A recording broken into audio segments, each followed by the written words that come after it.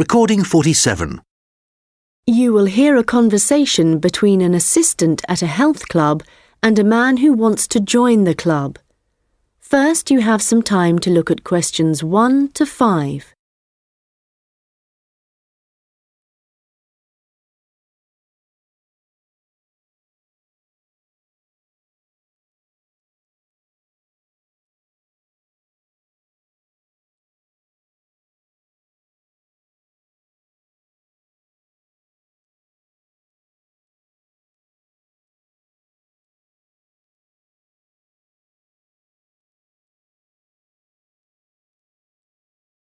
Hi, can I help you? Hello. Yes, is your club taking on new members at the moment? Oh, yes. We're always interested in taking on new members. Just give me a moment and I'll get an application form. Right, here we are. So, let's start with your name. It's Harry. OK.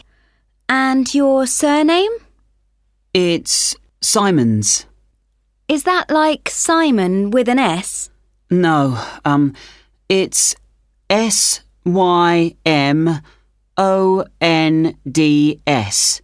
Most people find it rather difficult to spell. I see. It has a silent D. I guess a lot of people miss that. Now, let me see. Can you tell me when you were born? Yes, certainly. The 11th of December. Thanks. And the year? 1996. OK, good. Now, are you thinking of becoming a full-time member? Probably not. What kind of memberships do you have? Well, we also have off-peak membership, which is between 9 and 12 in the morning and 2 and 5 in the afternoon. And then we do have a weekend membership. So a weekend membership is just Saturday and Sunday? Yes, that's right. OK. Well, that's not going to work for me.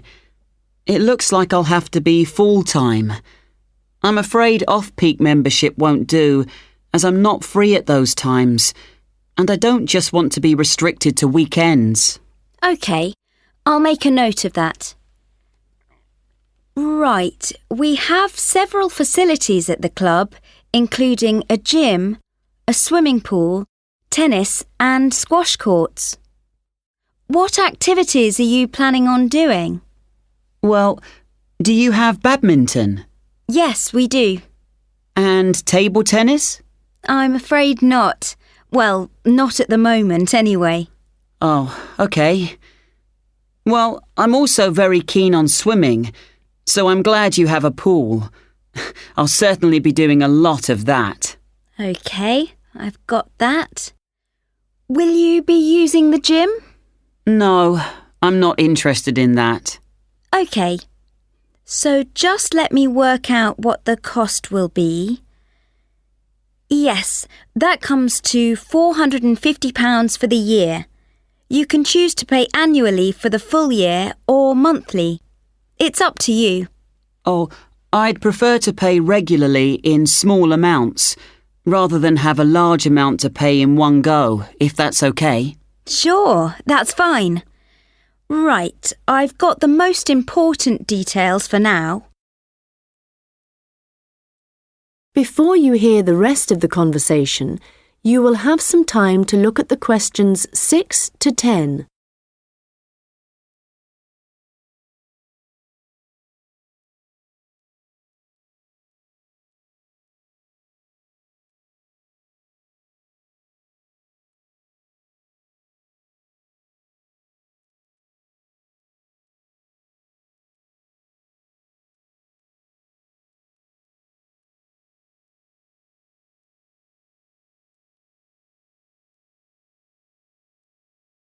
Now listen and answer questions 6 to 10.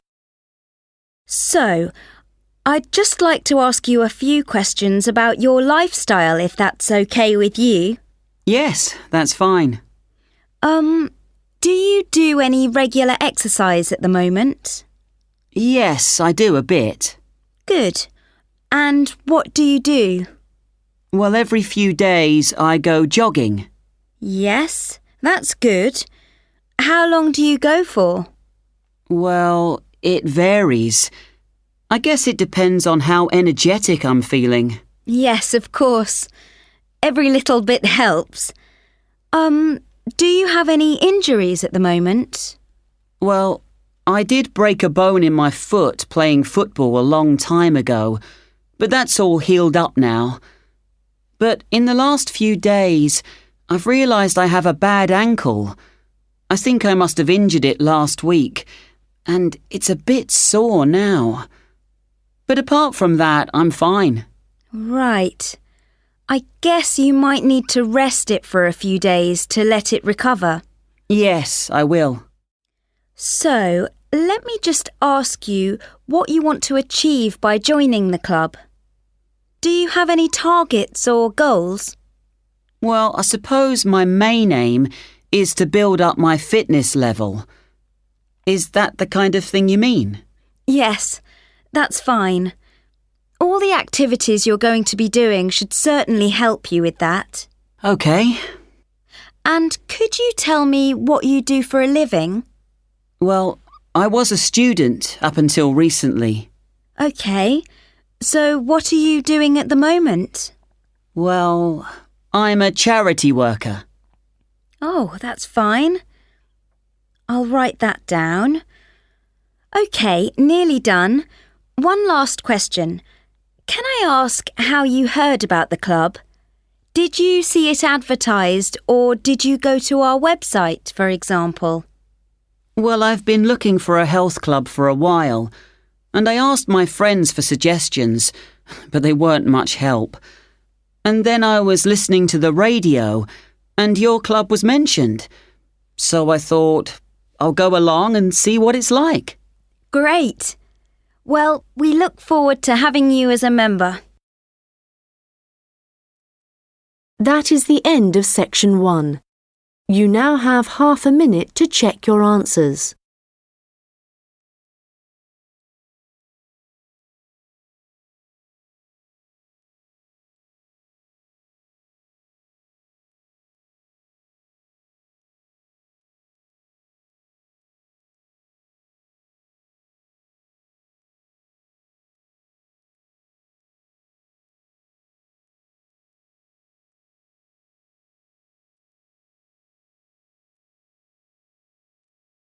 Now turn to section 2.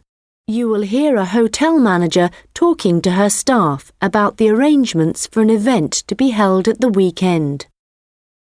First, you have some time to look at questions 11 to 15.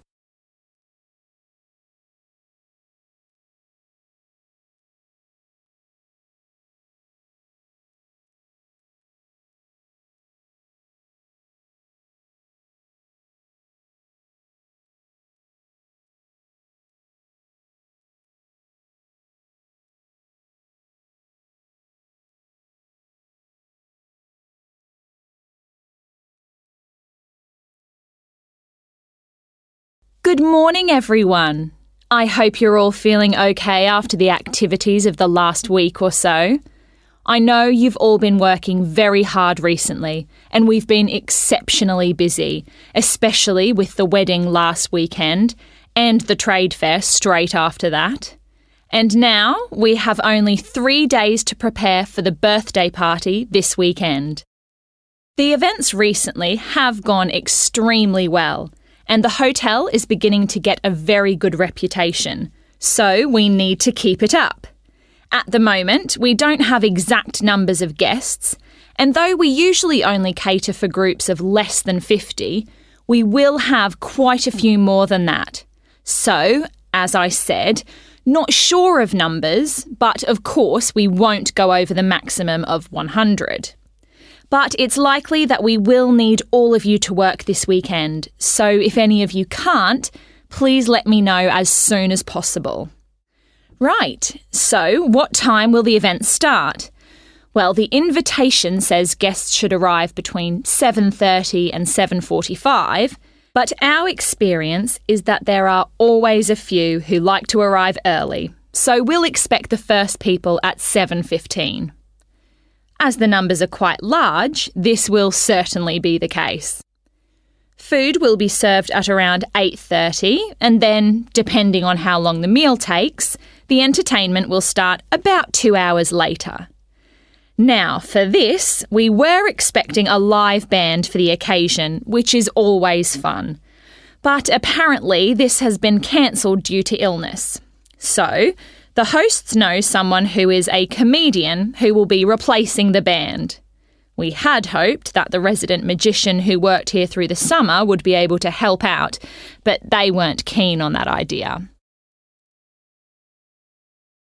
Before you hear the rest of the conversation, you will have some time to look at the questions 16 to 20.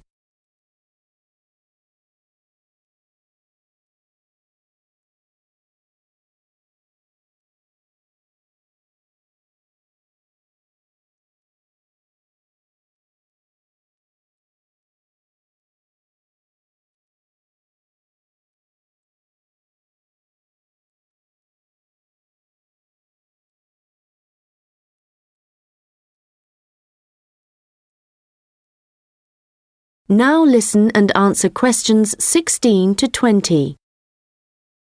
So, I'd just like to go through who's doing what when the guests arrive, and I think we'll make a few changes from the last party held here. If I remember correctly, it was Olav who coordinated the task of providing the guests with drinks.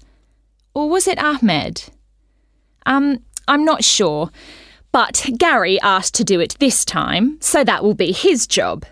There's been no decision yet on what the drinks are going to be, but I hope they decide soon in case we need to order something special. Now, for receiving the guests' coats and hats, it's important we have someone experienced doing this, as we don't want guests losing their belongings. And Monica, last time this was your responsibility. Susan, I know you wanted to do this, but as the numbers are quite high for this event, I won't make a change here. Right. Now, last time there was some confusion as to where guests were supposed to go once they had deposited their things, and we had guests roaming around the whole hotel. So, Ahmed and Olav, I believe you discussed the problems with Susan and thought she would be good at guiding guests after they had arrived. And I'm fine with that. Right, and now for some general instructions. Once the guests have arrived, they will be in and around the lounge area, and then at around 8:30, we need to get them to move to the restaurant for their meal. This often proves difficult and can take a long time, so I will ring a bell so that everyone knows it's time to eat. Hopefully, this will speed things up a bit. Also, for this event, there'll be a seating plan, so the guests won't be able to decide for themselves where to sit. They'll have to sit according to the plan. There will be a plan on each table, and I've been thinking about where to put the master plan so everyone can view it before they enter the restaurant. As they'll be spending quite a while in the lounge, I've decided to also put a plan there.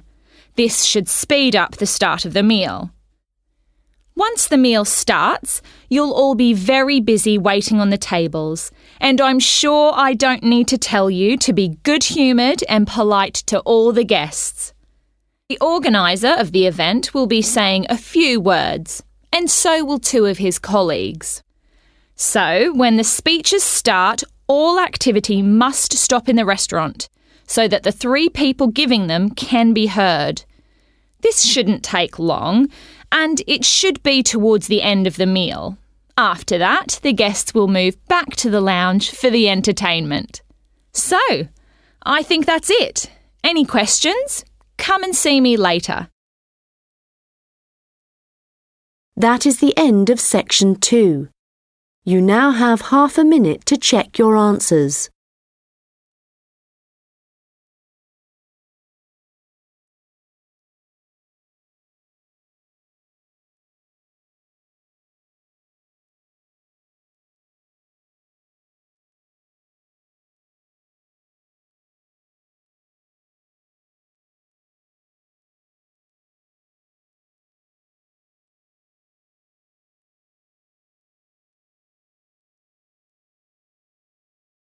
Now turn to section 3. 2 Students discussing an assignment. First, you have some time to look at questions 21 to 25.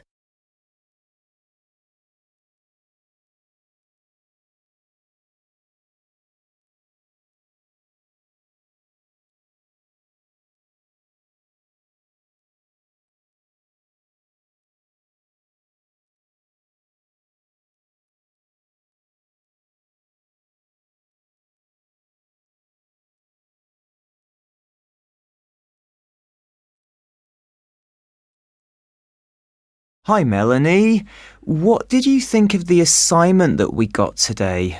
It looks interesting, doesn't it? Yes, Ellen. I've always been interested in recycling, but there's a lot of research to do. Yes, there are a lot of things I'm unsure of, so it's going to be good working with you. OK.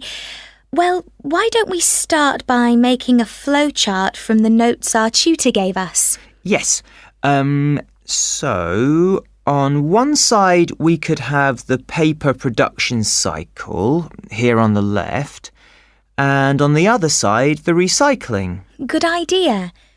Let's start at the top with the production. The first step in the process is to get the raw materials. Yes, and they tend to come from pine forests. OK. And then the bark is removed from the outside of the tree, and after that, the wood is chopped up. That's the first 3 stages. It sounds a bit complicated after that. It says water is added, and then the mixture is heated and made into pulp.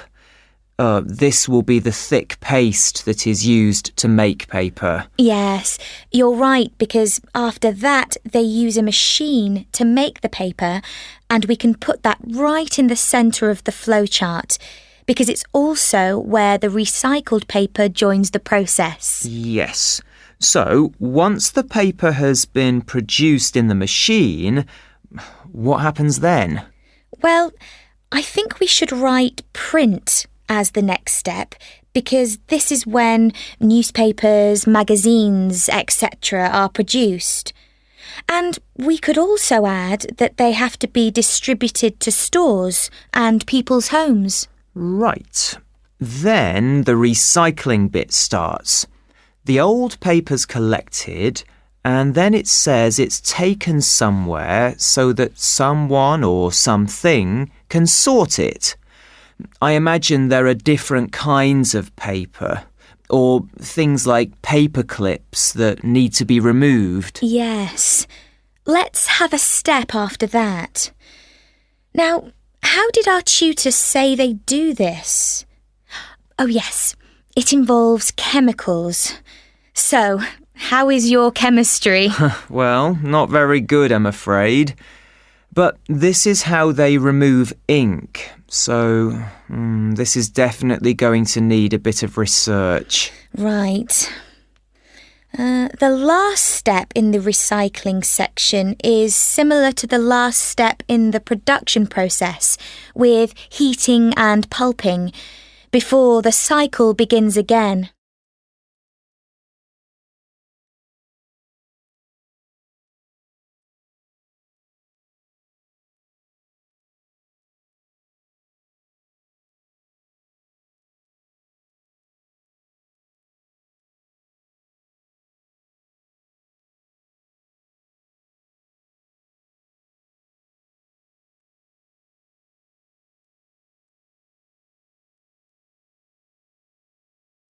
Now listen and answer questions 26 to 30.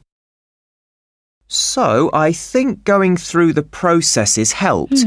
Now we need to decide how we're going to do this assignment. Yes. I guess what we need to do is take the processes and divide them up between us. But we could start thinking about an introduction. Yes, OK. Well, I can start doing that. I think I have enough to go on already. Good. And there are a few areas where we need a lot more information. I think I'll start with something easy. let's say the paper collection. I could go to the resource centre to do some research. Well, I think a better idea would be to approach someone who's involved in the process. What about contacting the council? Oh, good idea. Yes, I'll do that instead. They're bound to have some information. And I know just the thing to add to our work to make it even more interesting. And what's that? Well, in my last assignment, I added a few pictures, and the feedback I got was that this wasn't academic enough. So what might really bring it to life would be to include some data, provided we can find some. Yes, that sounds excellent. Well, we certainly have a lot to do and not much time to do it in. You're right. I think we have about 5 weeks, so I suggest we create a plan of work today. The end of the month is nearly 3 weeks away, and then we have a few days holiday. Yes, so let's see if we can get the first draft done by then, so we can take a short break. OK. Then after the break, we'll have just over a week to complete it. I wonder if we could get someone to review our work for us a few days before the deadline, so we can make some final changes. What about your friend, Henry? Well, the best person would be our tutor. Henry's very good, but he's taking a whole week's holiday, and there won't be enough time when he returns. OK then, that's fine. That is the end of section 3. You now have half a minute to check your answers.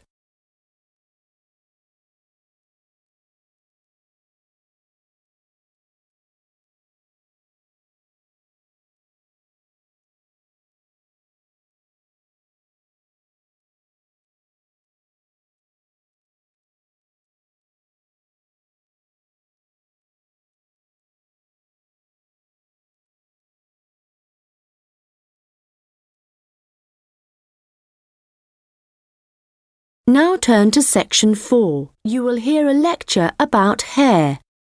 First, you have some time to look at questions 31 to 40.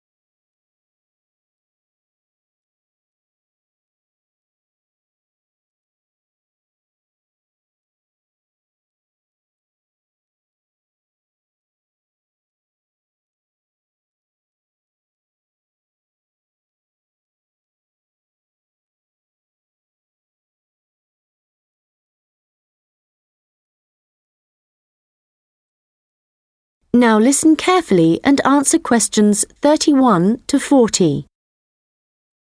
Good morning, and welcome to this lecture on hair, which is a part of the human biology course. This lecture covers a number of facts about hair, its structure, and what can affect the general health of hair. So, first of all, what is hair, and why do we have it? If we look back at our ancestors, we'll see that they had a lot more hair on their bodies than we do now. And there are, or were, 2 main reasons for having hair. One is to provide warmth, but as humans have worn clothes for many years, body hair has significantly reduced. The other is for protection. And again, this isn't as significant as it was once.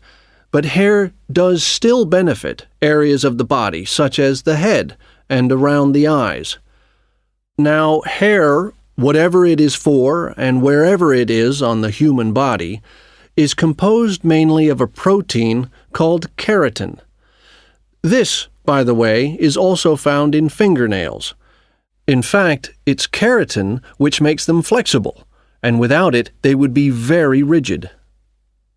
Another interesting fact about hair is that it is very strong as iron, in fact.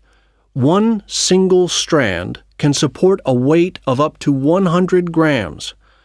This may not sound all that much, but a full head of hair can support up to 12 tons, which is the equivalent of a couple of elephants, which is simply amazing, though I advise you not to put this to the test.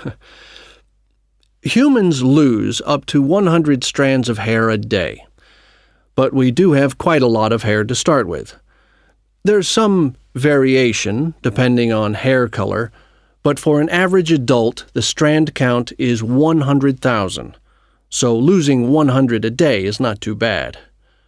Although this is the average, people with red hair have around 80,000 strands, black or brown hair 100,000, and blondes have about 120,000.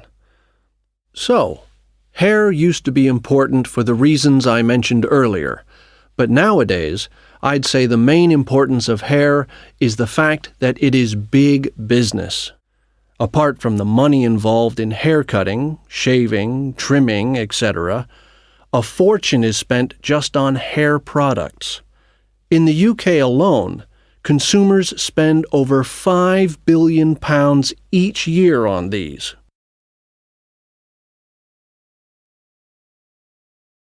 So next, I'd like to just give you a quick overview of the structure of hair.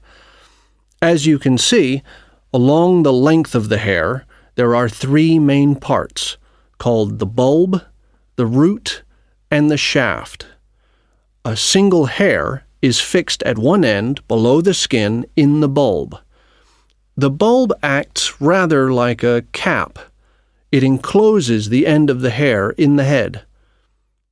The next part of the hair is the root, and this is the part of the hair which lies just beneath the skin, and, in terms of hair production, is the most important. This can be considered the control center for each strand of hair, and is where the glands are found. These produce oil, which flows along the length of the hair, and the health of the root determines the overall health of the strand of hair. The last part is the shaft, and this is the hair which is above the skin, and is, of course, what we can see. Fortunately, this is not active, and I say fortunately because otherwise it would be very painful to have your hair cut. And finally, I'd just like to go over a few factors that impact on the overall health of hair. Like every other part of the body, our diet, that is, what we eat, is extremely important to the condition of our hair. But whereas a change in your diet to, for example, eating unhealthy foods will soon be noticeable in your skin, changes to your hair will take a lot longer. A change in diet today could take several months to have an effect on your hair. And so, what is the key to healthy hair? Well, eating a balanced diet is the most important thing. There are a number of vitamins that are vital for good hair health. The main ones being vitamins C, D, and E. And in a balanced diet, all these vitamins should be readily available. If you need a boost of vitamin C, for example, one of the best things to eat are blueberries. For vitamin D, the best examples are fish, mushrooms, and eggs. And for vitamin E, nuts and seeds. Right. So let's go on to what it